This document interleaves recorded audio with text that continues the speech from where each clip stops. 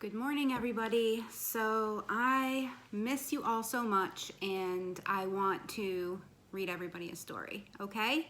So this is one of my favorite books, and it's called On's Anger, okay? I can't wait to share it with you. All right, let's make sure we can see this okay. All right. On was in the living room building a tower, the tallest tower he'd ever built.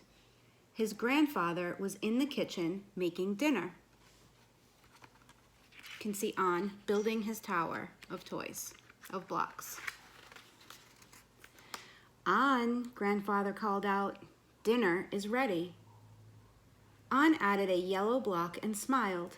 The tower was almost as tall as he was. "Now the red one," On whispered, placing a red block on the very top.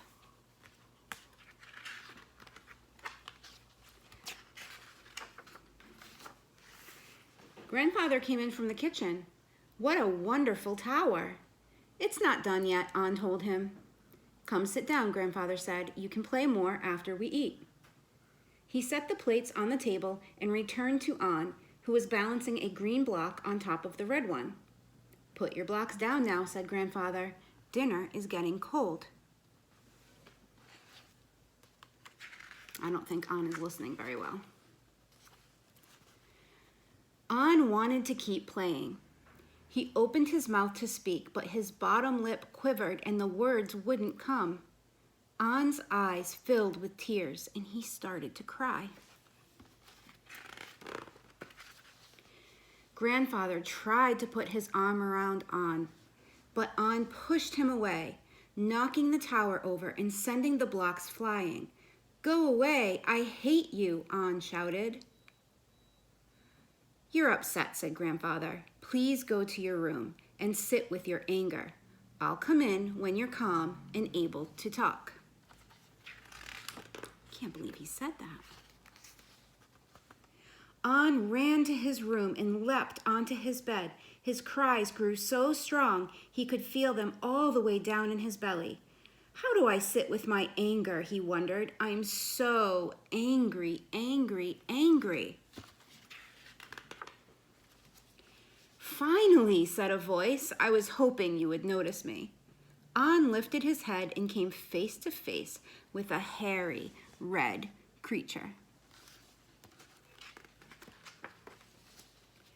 "Who are you?" asked On, "and how did you get into my room?" "I'm your anger," said the creature. "You brought me here." He's kind of creepy looking, isn't he? But kind of cute at the same time. "My anger?" The anger nodded. "Did Grandfather see you come in? I'm not supposed to talk to strangers." "Don't worry, On. I'm not a stranger. I'm the part of you that comes out when things don't go your way. I'm right here every time you get angry. I know you feel scared when I'm around. I can make you cry and want to hit things. I can even make you say mean things to people you love." On's anger started to turn the knob of the bedroom door. "Come on," he said. "I'll show you." On was tempted, but Grandfather had said to stay in the room. "Wait," On called. "Maybe we can do something in here." On's anger turned and extended his hairy hand. "I know just the thing," he said. On took his anger's hand, and together they danced all around the room. They raised their arms overhead and spun in wide circles. They used their breath to make sounds like a strong, howling wind. They got down on their knees and pounded the ground with their hands. It sounded like they were playing drums on their hands, on the earth, and On liked that. Finally, they were exhausted and ready to be still.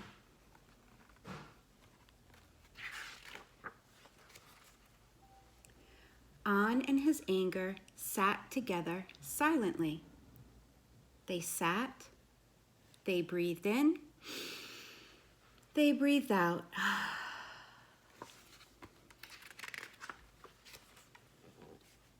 And they sat some more.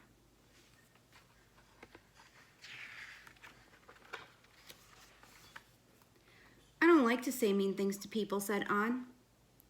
"But sometimes I can't help it. I can help you, said his anger. How can you help? I thought you were the one who was making me do these things in the first place. That's true, but I'm also your friend. Whenever you feel angry, you should come sit with me. After we spend some time together, you might feel better. Spending time with you is kind of fun, An said. Do you want to stay for dinner? Oh, I think I'll be gone before dinner, said his anger. Are you sure? Asked An. We're having ice cream for dessert. An's anger smiled, and An smiled back.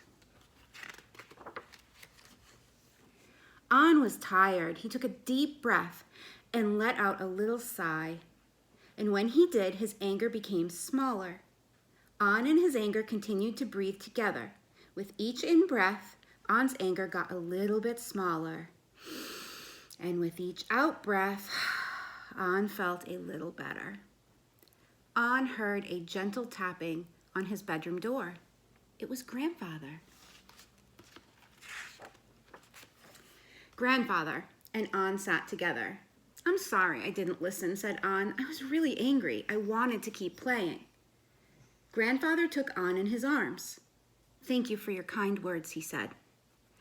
I sat with my anger like you asked, An said, but we didn't just sit. We danced and played too. Do you want to meet him? An looked up, but his anger was gone. Grandfather, said An, do you know what happened? I think I do, said Grandfather. You took good care of your anger and it went away. That's right, said An. How did you know? When I was a little boy, I met with my anger too, Grandfather said. Really? Was it because of blocks? No, laughed Grandfather. There were no blocks, just frogs, a lily pond, and a sun that wouldn't set. Come, let's eat dinner, and I'll tell you my story. And there they are, eating dinner together. I wonder what the story is. All right, everyone. It's so nice to be able to read you a story. Feel free to message me or call me and say hi. Miss you.